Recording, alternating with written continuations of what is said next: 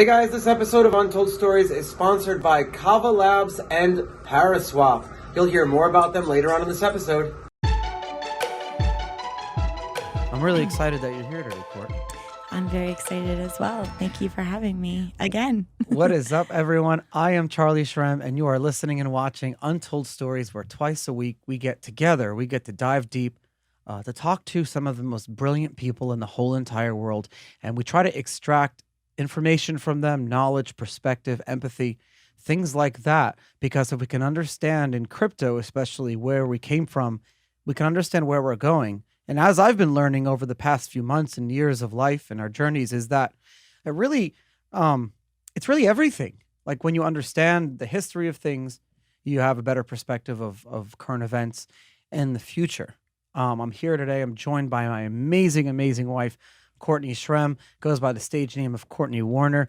Court, thank you so much for taking the time out of. You just got off a film set. You were shooting a movie, 4 weeks, 5 days a week, 14-hour days with celebrities and the likes, actors and actresses. It's Briana Evigan, Mario Cantone, Joyce DeWitt, Catherine Mary Stewart, Tom Malloy, all these people. How did it feel acting alongside some of these greats? Well, number one, thank you for having me on again. It's a pleasure to be here. Being on that film was life-changing in such a great way.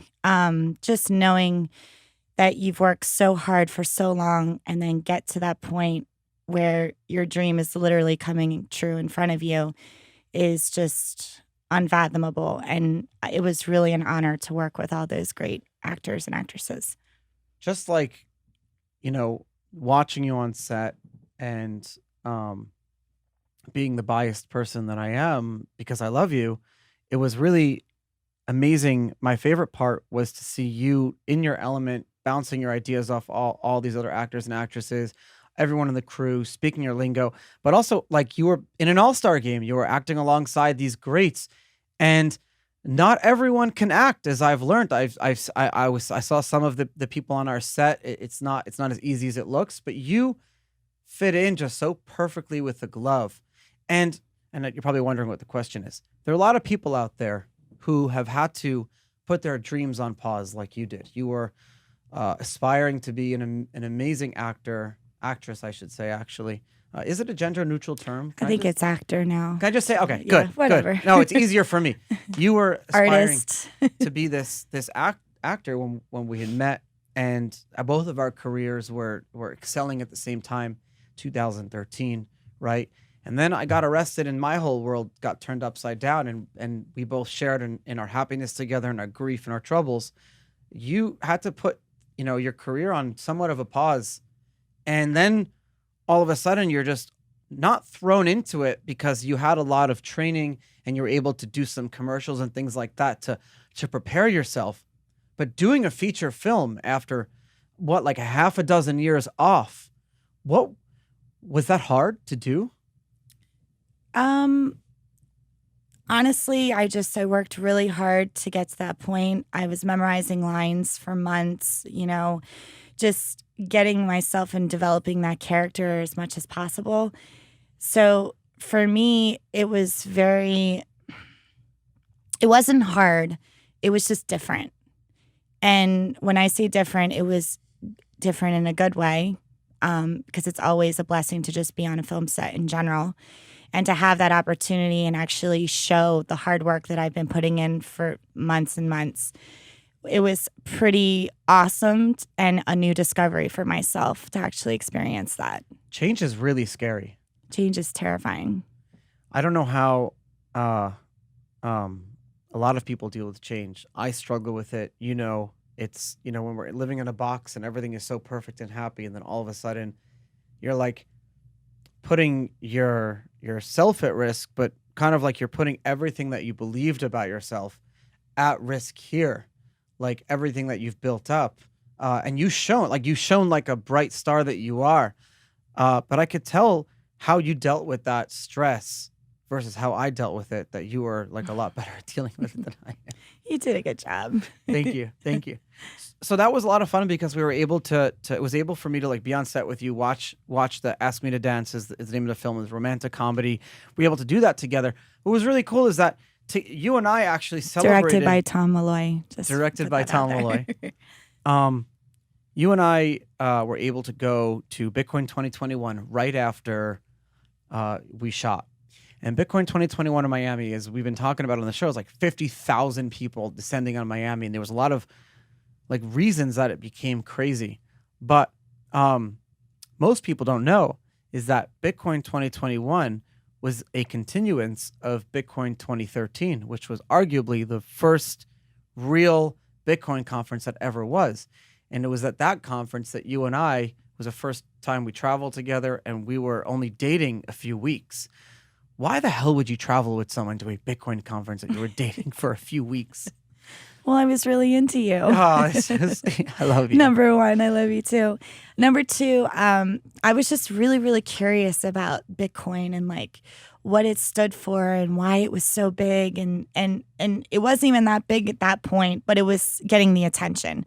And when it was getting the attention, I needed to know more of why this was such a phenomenon.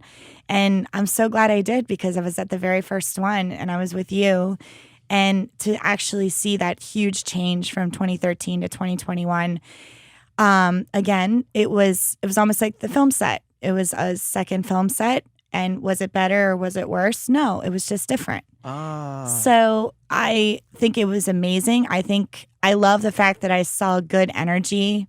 You know, people were so innovative and still bouncing off all these wonderful ideas with each other. And to be able to see that 10 times more than what it used to be, actually probably 50 times more than it used to be, it was really nice to see.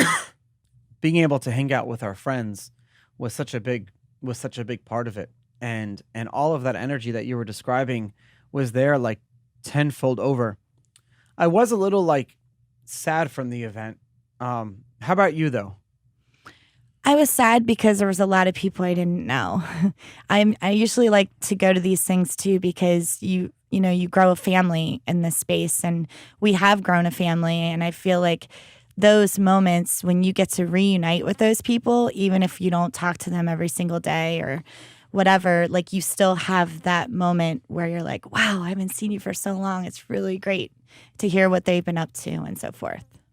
You know, you sound so, you know that this is what you were meant to do. When I met you, one of the things I admire about you was that you're so dead set on what, the reason that you're here, what you're good at, what you were meant to do, what you love, you know what makes you happy, what you love. But it took you a long time to get to that point. You actually like kind of pulled a whole Coyote Ugly, and for those who don't see that movie, and you literally left one day your whole family and you got on a train and you head to New York City with no job, no place to live, nothing, just so you can act. And it sounds like, to a lot of people, such a cliche thing. But at the end of the day, it doesn't dumb down what you actually did, right? Other people listening, a lot of listeners, they want to jump into our space. They want to jump into something. What were some of the things that you were feeling during those times before you just made that ultimate move to New York? In the beginning, I was just high on life and loving every aspect of the grind and just having all these different experiences and so forth, and then getting all these like really great highs, but then you have really, really low lows. Like what? Well, when I was bartending on the side or waitressing on the side, and doing that and doing auditions on the side, you're still grinding. And it's one of those things that I don't know, like I've been couch surfing, like I've been homeless. I've gone through crazy roommates. There's scams in the industry in general. Like I had an agent that ended up being not legit. And then, You know, a lot of the stuff that I booked, I've always booked on my own because you have to be your own advocate. You had like you have to create your own opportunities, or you're never gonna get to where you want to be if you just want to keep waiting and waiting and waiting. You know, you had just like a have to go after stalker, or it. like your music producer was kind of being creepy. There's a Yeah. lot of like creepy. I was in a short stint from music, yes, and you know, you get those crazy people that prey on your success or the wannabe success, or they prey on the way you look, or so there's just a lot. There was a lot that went into it as far as wanting to be an actor.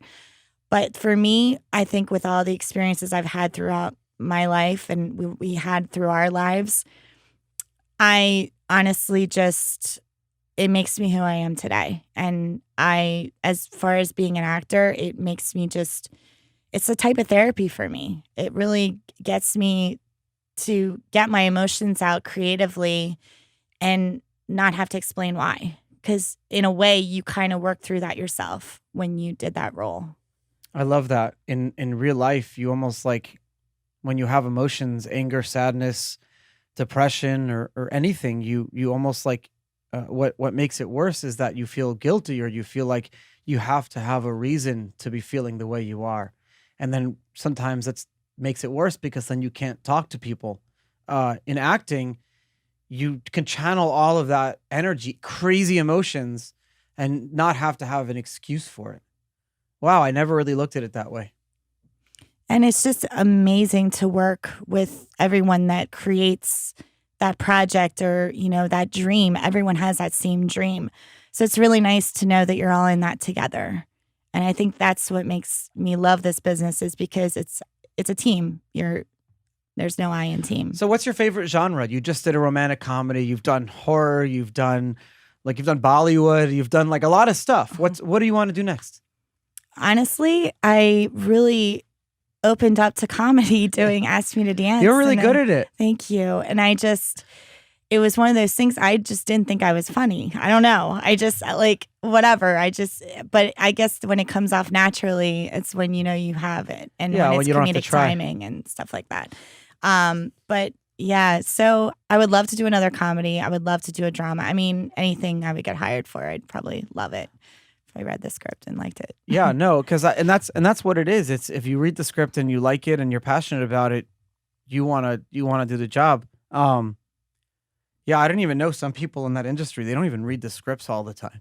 It's like they'll just kind of take what they can get. It's insane. And another thing that I didn't realize is that most scripts are terrible. Most movies that get made are terrible. We only see the good ones. Well, like 80% get greenlit or something. It's like maybe prison higher recidivism, that. 80% or something like that.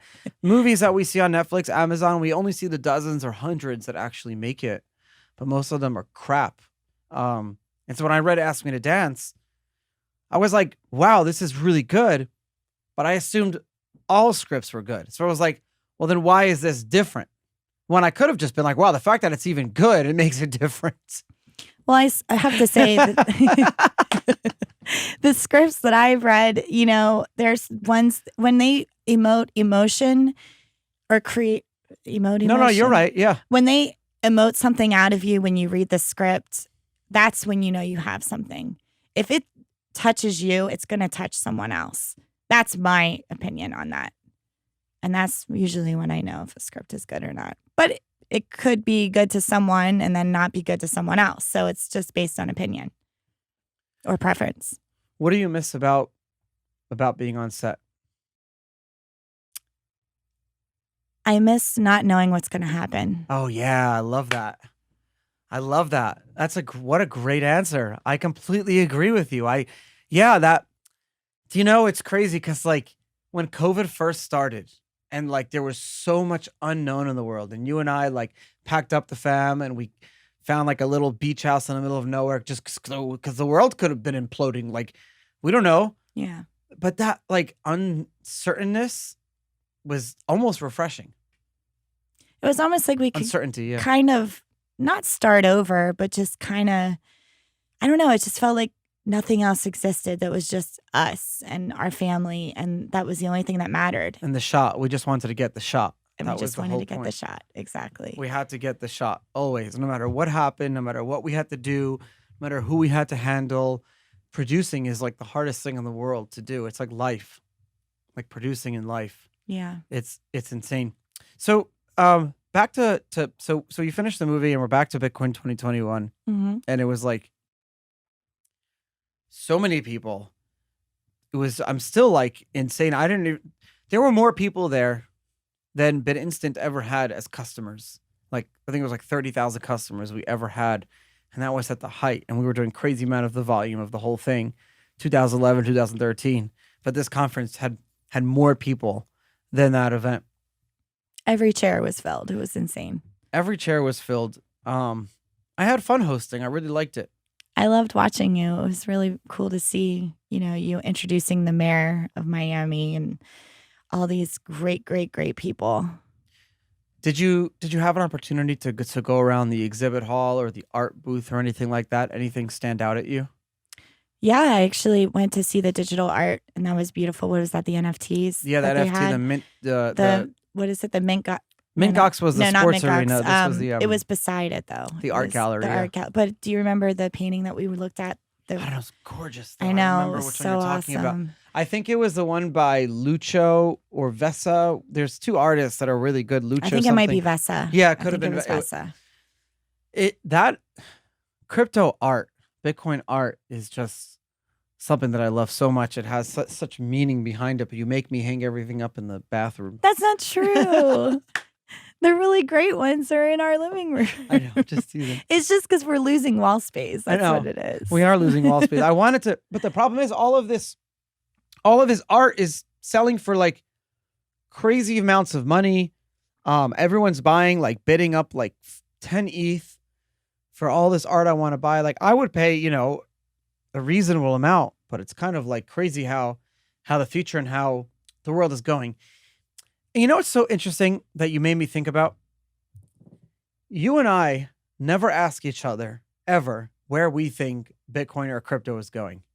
But I feel like people are always asking us that. Yeah. But we never ask each other that. Like I never wake up and ask myself that. You never asked me that. No. You've never asked me that in 9 years. Right. We never ask. We just kind of like we're on it for the ride for the roller coaster. It's just an assumption. What kind of questions do you get on it? So I love when people come up to you and they start to like explain Bitcoin or crypto to you, and you're like, please. I don't say please. No, I'm joking. But what type of? I just hear them out, and then I'll tell them how I know it or whatever. What type of things are you seeing? I know, like in the space. Do you think that we could have some film NFT type of situation? Absolutely. What is it like? I hope there's more opportunity with film and NFTs. You've like studied and you're a fan of actors, like I can name you an actor, an actress. Well, actually, it's gender neutral. Sorry. I can name you an actor and you could tell me the movies they've been in, the things they've done, the things they've danced in, sung, whatever. That like whole NFT world relies on fan loyalty. Mm-hmm. What type of things, if you are a fan, and you were like being loyal to your like a movie star or a singer, what type of things would you want from them to continue that loyalty from you? I know it's a really like good question. And honestly, I think of that answer all the time. It's like I already love what they give. The music. Why do we love an artist? Because of the music. We go on and we watch the movie. We love the movie, and that's what we got out of it. So now the perspective from the NFT world is if you want additional loyalty from us, what are you giving us in return? So if I told you, Courtney, like you had access to all of your followers and fans, what about like some exclusivity or the ability to like hang out on set or like a signed t-shirt, things like that? I guess to hang on set would probably be actually definitely something that could be positive for someone, especially for people that want to be on TV or in film and need to see the process or want to see the process. I think that would be a great experience for them. Yeah, I think so too. Being on set, that was a lot of work. These close sets are kind of crazy. People don't realize how much work and hours that are put into making a film. I know. It's really such a crazy thing. It's crazy. I wonder if we can do a scripted podcast series about our life. That sounds really interesting. I wonder if people would listen to that. I don't know. Who would play us? Us. Yeah, we would play we us. would play us. What do you mean you would play us? We would play us. ParaSwap. We've been talking about them for months. If you're still using a decentralized exchange and not using ParaSwap decentralized aggregator, I have no idea why. If you're still doing everything manually on like Uniswap, 1inch, or any of the other ones, and you're not using ParaSwap, I don't have time, as Satoshi said, to explain it to you. Actually, I do, because that's what we're here for. But I'm excited to talk about not only they integrated in the decentralized application of Ledger Live now, but to celebrate that this whole first week, they're launching again the ability to have zero fees on swaps and trades and exchanges. They are doing that for you guys. It's amazing. ParaSwap has the ability to let you do all of your decentralized transactions in one transaction that you can predefine all of the variables before. So instead of when you go to Uniswap, you got to approve the transaction, send, sign, transfer, USDC, all in different wallets. You predefine it all. But now you can do it in the Ledger Live with your Ledger hard wallet and ParaSwap. And they're letting you do the first week. They're all going to be free, all these transactions. Check them out, untoldstories.link/ParaSwap.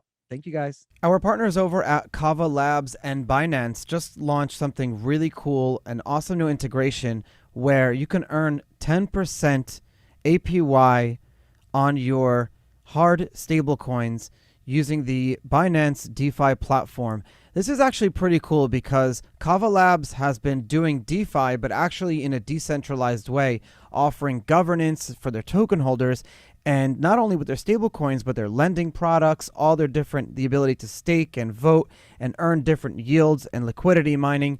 So not only is Kava Labs doing that, but partnering with Binance gives it that awesome, like full trailblazing go ahead to offer these really, really good yields with an amazing partner, Binance and Kava Labs together. Check them out at untoldstories.link/Kava. That's untoldstories.link/Kava. There's always some specials and crazy stuff going on. Enjoy. So we're at the Bitcoin conference, and like, yeah, like El Salvador is all of a sudden accepting Bitcoin as their national currency, and we're seeing like crazy announcements, and I'm introducing politicians on stage, and bankers are launching, and Bitcoiner bankers are doing like insane things, and really, like, I think, and the Bitcoin car and the Bitcoin car, oh my god, and they're donating. Yeah, the Bitcoin car got in like 8th place, and now they're donating all of that money to the Bitcoin core developers. And I talked to like on this show a lot of founders and people in crypto and Bitcoin, and we talk about how a Bitcoin startup gets made. We talk about how crypto companies get started. We talk about like how they got their ideas and everything like that. But let's talk about this film really quick. And I want to understand like how Ask Me to Dance got started, and where the premise kind of came from, and why. So the writer Tom Malloy, who became our good friend, he's been on the show. He was also director, very, very inspirational person. Tell me your first interactions with Tom, and what you first felt like when you read the script. So the first time I read the script, I thought it was hilarious. And then I actually did cry at the end, but I won't tell you why.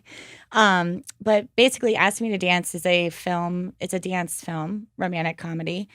And it's about a graphic designer and a IT guy that both are unlucky in love, and they both misconnections. Misconnections, and then they meet this gypsy lady, and then we'll see if they end up together. So basically, what do you want? So that's the. It's all good. So the premise of the show is that Jack is an IT programmer, and he's misconnections, and he's trying to get in touch with Jill, or eventually with love. He wants to get in touch with love. They just want to find love. Yes. And like, we're reading this, it's nothing to do with Bitcoin or crypto, but it's like the height of COVID. And you get the script, and you're getting offered the role of Amy, and it's written and directed by this Tom Malloy guy. And you read the script and you love it, and So you want to meet him. You asked me how I got involved with Tom Malloy. Yes. So basically what it came down to is there's this guy named Jason Chambers that actually was a fan of you on Twitter and actually had a friend that had this script that he's been wanting to do for years and just never had the guts to do it. And finally, he was like, oh, he realized that I was your wife and that I was an actress based in Sarasota.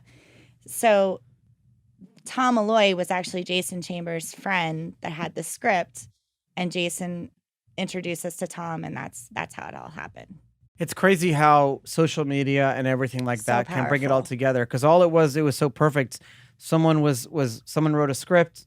Tom wants to get this movie together. He's putting all the actors and actresses together. He's talking to his friend Jason, and because you were on Twitter and he saw you and everything, it all went together. It was just so perfect how it all worked out. Yeah. But it was like the height of COVID. It was why do a romantic comedy during the coronavirus? Because it's a feel-good movie. It wasn't depressing. Like, everyone wanted to stay in their house and not do anything. So it was actually really exciting to do like a feel-good movie that just makes you, be happy when you're watching it. During that whole thing, like, people were more worried about getting food on their table, and here, it's about Hollywood. It's about getting this film made. But what I learned is that you're spinning up a 70-person company. You're giving people jobs. You're giving people the ability to put food on their plate, but you're also giving them like meaning. You're giving like what you described about how good you feel and the meaning. That's not just you. That's everyone else there. I don't think people realize how hard a job is for people to work in the film industry. Making a film is literally a blue-collar job. It's not just the actors, it's the lighting, it's the gaffers, it's the grip, it's the DP, the director photographer that has to give this beautiful story with, and it's really long hours, and people don't realize that. They think like being in movies, you're on, you do your lines, and then you're off. Like it's so much more than that, and it's so beautiful to watch. Tell me about some of the other actors that you met. What was Mario Cantone like? Amazing. Mario Cantone was a very, very supportive person on that film, especially for like this being like one of my, I guess you would say, a break. Very, very nice guy. Really, really funny. Very down to earth. Just like Briana Evigan. Amazing, amazing soul. Very kind. Very genuine. And both of them, I would say, were like my core people on that film that actually like there's such a negative stigma. composed. There's such a negative stigma about like actors in Hollywood and things like that about the people, but I didn't really see anyone that had a negative energy. I didn't see any bad people. I just saw professionals who really take what they do very seriously. Yeah, like I said, it's just everyone is after the same goal of doing this beautiful film and, and just doing what they love. And that's what we had all in common. I've never asked you this, but do you ever want to do anything else besides for acting? Do you ever see yourself directing or like doing another aspect of in the industry? Absolutely. I would love to start learning how to direct and producing. And I think it's important that you have all three of those as opposed to just one, because that's you what just Tom have a lot did. more opportunities that way. Tom realized he wasn't going to make it as an actor. Well, actually, he says that, but he ended up making it as an actor. But when he realized that it's like going to be very hard, he went and learned all the other aspects of the industry.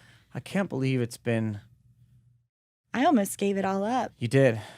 I literally moved to Sarasota with you, and our whole family was here, and I was like really at the brink of being like, it's just not in the cards for me. Like nothing is working. Like you just get tired, And then that's when the Ask Me to Dance happened. It's kind of crazy how you just find yourself where you're supposed to be.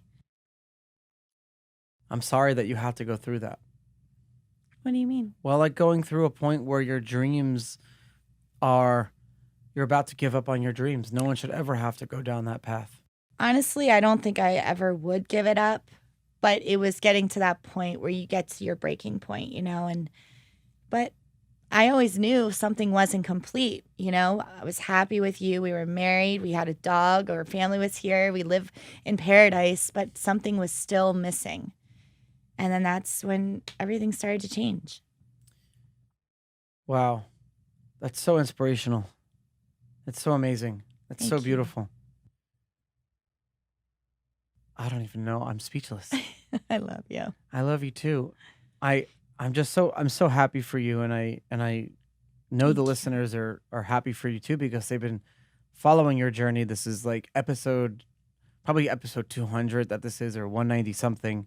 We've been doing the show for over 2 years now, and you've been with me every step of the way. I think you were one of the first few episodes, and if you kind of go and listen to that episode, and then listen to your episode now. If you listen to that episode with you in the past, it doesn't sound like you were on the verge of giving up your dreams. It doesn't sound like you sounded like you were excited for life and you're going through. And now I want everyone to go and listen to that episode, because it really is a testament to the fact that everyone is out there trying to live their life, trying to hustle their way to the top, trying to follow their dreams. And we are planets revolving around other suns. Not everyone is revolving around our sun.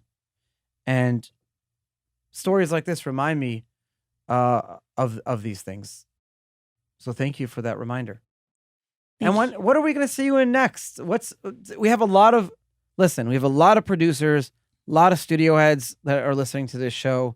They're probably going to be writing emails to you, but what do you want to do? Like, if you had an option right now, do you want to do another romantic comedy? What about a horror comedy, or like something in Iceland that could be cool with ice and shit? I don't know. I would love to do something that's definitely a character that's not anywhere close to who I am. Oh, I love that. I can't even imagine you playing a character that's not you. Because this other character, while it was not you, you can still take parts of your life and be able to superimpose it on that character go through it. But I can't imagine you playing, but I guess that's a testament to how good of an actor you are. But I can't imagine you playing like a lumberjack woman, in somewhere in Russia or something, chopping down trees. I don't know. Until lumberjack one, Courtney, thank you so much. Wow. Thank you so much for taking the time Thank you for having me. and coming on Untold Stories today. This show is powered by the amazing, amazing folks at Blockworks. Thank you so much. Those guys promote this show. They produce this show. Please check them out. They're a media and production company that I trust the most. And without them, the show would not be here today. You can check them out at blockworks.co. Thank you so much to my guest, my amazing wife, Courtney Shrem. Thank Courtney you. Warner. You can find her on IMDb. Thank you. At Courtney Warner, your Twitter is Court M. Warner. And your social media are all over. Everyone can find you. And Instagram is CRTAC, the number 4 LIF. We for cannot Instagram. wait to see you. Hopefully, Valentine's Day, Ask Me to Dance, coming to a movie theater near you. We're going to be dancing. We're going to be singing. We're going to be having fun with all of the actors and actresses that we know. My amazing wife and I are going to the beach, to the tiki bar. It's Yes. Thursday Yes. evening. Happy Thursday. Happy everybody. Thursday, everyone. I am Charlie Shrem, and you are. Courtney Warner, but Courtney Shrem. We will see y'all later. Ciao. Bye.